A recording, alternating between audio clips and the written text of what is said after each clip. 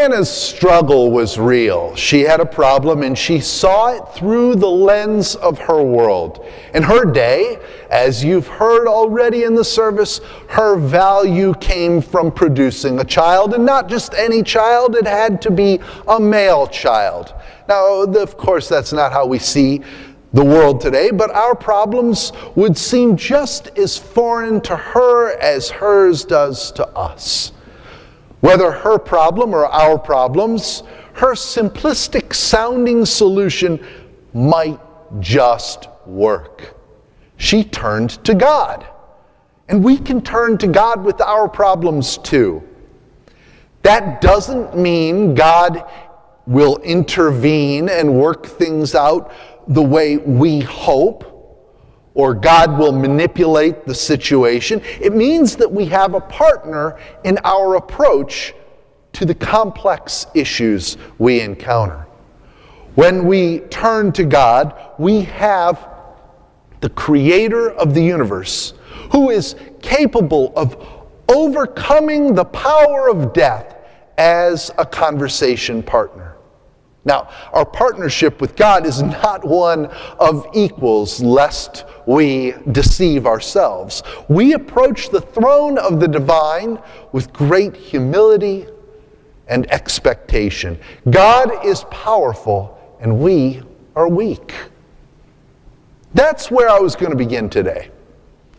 I was all set for this morning. I had my plans all nice and neatly made. I was even ahead of the game. On Monday morning, Will came into my office as he was thinking through this service and said, I know it's only Monday, but you don't by any chance know what you're going to say this Sunday or in any level of detail. And I said, I do. And I even told him this story that I was going to share at the beginning of the service, or the sermon. 1 Samuel's about Hannah and the birth of Samuel. It's a great story of God working in the midst of people. It's a story about hope for the future. One aspect of the story is about seeing God at work all around us, especially when it's hard to see. And we can give thanks when God opens our eyes and we notice this divine work. And we can participate in it by helping other people see God at work in the world. My plans were tidy and I was ready. So what changed? Why did I abandon that engaging story? And I'm not going to tell it, so you're just going to have to take my word for it. It would have changed your life. On Thursday, I met someone for coffee, and she asked if I was following the trial. If you've driven through Charlottesville at all recently, especially down West Main Street near the courthouse since October 25th, you'll have noticed additional activity, especially people with cameras and more people milling about outside of the courthouse. The trial is the civil case resulting from the 2017 Unite the Right rally. 9 plaintiffs are suing 24 defendants with the express goal of demanding accountability and pursuing justice against the neo-Nazis and Klan members who descended upon our city 4.25 years ago. According to the magazine Rolling Stone, the Charlottesville lawsuit aims to bleed the tiki torch-wielding white nationalists dry. Our nation is experiencing a crisis of white nationalism. Charlottesville is a panel in the quilt of this decade of discontent. From Michael Brown to George Floyd, there's been a lot to draw our attention towards struggles for equality. Outside of these headline events, every little subject seems polarized right now. Everything we say, even public health, something that would seem to be so obvious to me anyway, defer to the experts. If I say, especially if I say on social media, listen to the CDC and get your vaccine, someone somewhere is going to say, how can you be so stupid? How can you trust those people? Now take this horse medicine. I don't understand how we've come to this point. I don't understand how we have gotten so divided. Then again, as I was thinking about this passage, I thought about that meta-narrative, the overarching story of the Hebrew Bible. And I thought about how God must struggle to understand how creation can never seem to keep something good. God created a garden where humanity could live in perfection. Humanity, the Greek word Adam, meaning man or humanity, couldn't accept it. We, as we are part of humanity, had to screw it up. God offered a covenant with the people and said, look, if you obey these rules, we can be in communion with one another, and instead they built a golden calf. This pattern of ruining whatever God offered went on and on. God appointed judges like Deborah to lead the Hebrew people. And by the beginning of 1 Samuel, they were like, no, we want a king like all the other real countries.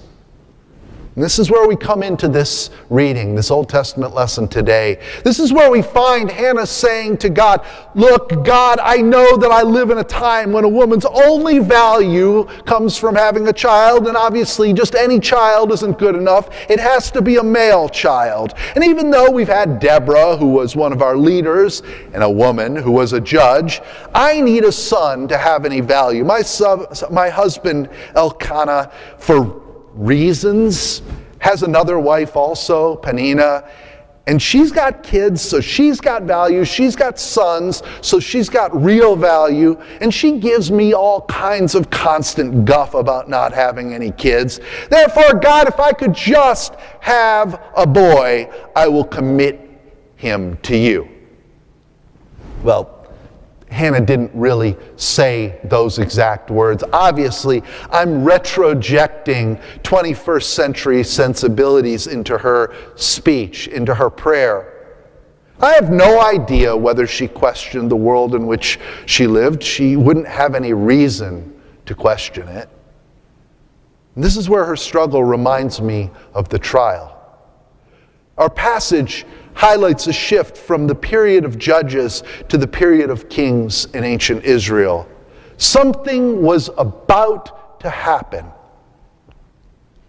In our case today, we could be standing on the precipice, about to jump into a new era of cooperation, collaboration, empathy, an incredible human achievement. Look what people are accomplishing today. Even Captain Kirk got to go to space for real this time. Or there's another alternative.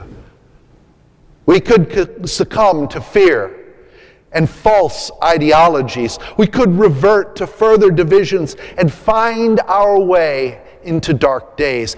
I believe it's the former. I believe in hope. I think good things are ahead of us. Since we worship the God of Easter, the one who is more powerful than death, I approach this future with great hope. The people who initiated this trial down the street are standing against hatred. Whether they say it out loud or articulate it in this way or not, some of their actions, we can't deify them or everything they do, the plaintiffs, but some of what they're doing reflects the hope I find in Christ. Through Jesus, we can look ahead at the future and know that it's bright. When Hannah endured Peninnah's abuse, she framed her prayer within the constraints of her worldview. She only knew value through having that son. It didn't matter that her husband Elkanah favored her over Peninnah, and for the moment we have to set aside the psychological damage that his favoritism probably inflicted on Peninnah. When we focus on Hannah, we see that she was sad. There was, as Aaron said in the children's sermon, there was a hole in her heart. She wouldn't eat. She wept and she prayed to have this son. Here's what the Bible actually says, and this is a quite literal transliteration of the Hebrew. O God of the angel armies, if you'll take a good hard look at my pain, if you'll quit neglecting me and go into action for me by giving me a son, I'll give him completely, unreservedly to you. I'll set him apart for a life of holy discipline. When Eli saw her mouthing these words, praying without making any noise, he didn't know what she was doing. People just didn't act like that. He said, "You're drunk, woman. How long do you plan to keep this up?" She said, No, sir, please. I haven't been drinking. The only thing I've been pouring out is my heart. Pouring it out to God. Don't for a minute think that I'm a bad person. It's because I'm so desperately unhappy and in such pain that I've prayed here for so long. Eli saw that struggle and felt empathy for her. His answer reflected a God who hears our prayer. He said, "Go in peace, and may the God of Israel give you what you have asked." As she left, she said, "Pray for me." And before the year was over, she had that son, named him Samuel, and dedicated him to God. And we know Samuel. Samuel was the one who played this key role in the transition from the time of Judges to the time of Kings. It was Samuel who saw Saul and anointed him. And when Saul stopped following God, it was Samuel who found David and anointed him. Hannah's story is one of engaging with God and bringing our troubles to God in an open and honest way. It's a story about God hearing us and responding. It's so easy to look around and see all the bad things. 3 men are on trial in Georgia for chasing and murdering Ahmaud Arbery. There was a white teenaged vigilante who traveled from Illinois up to Wisconsin carrying his assault rifle and killed 2 black protesters in Kenosha, Wisconsin. He's on trial too. At the conclusion of the COP26 climate conference, there's hardly anything meaningful to get excited about. And those are just a cursory glance at what's going on. There's certainly more. Yet God knows not just the headlines, but our struggles, yours and mine. This is personal, and God hears our prayers. In spite of all the negative, in spite of all the bad news, there is good. There are always Hannahs. There's always the good, and there's always hope for the future. We sometimes just have to look a little harder. After having that conversation about the local trial, I went back to my office and read more about it. The hopeful part is the possibility that hate groups will have trouble continuing to exist. Trials like the one down the street can make it harder for them to organize and especially harder for them to find funding. And that's good news. I can't pretend to predict the future.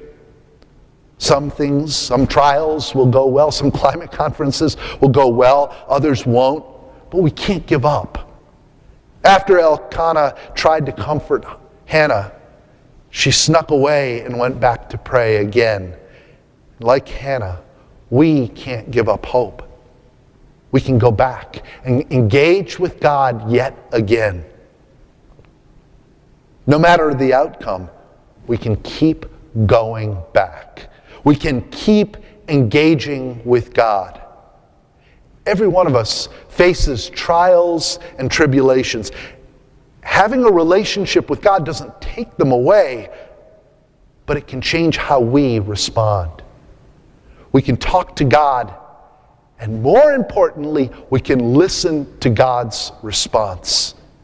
In the voice of the divine, we find wisdom and guidance as we navigate the troubled waters in which we sail. Amen.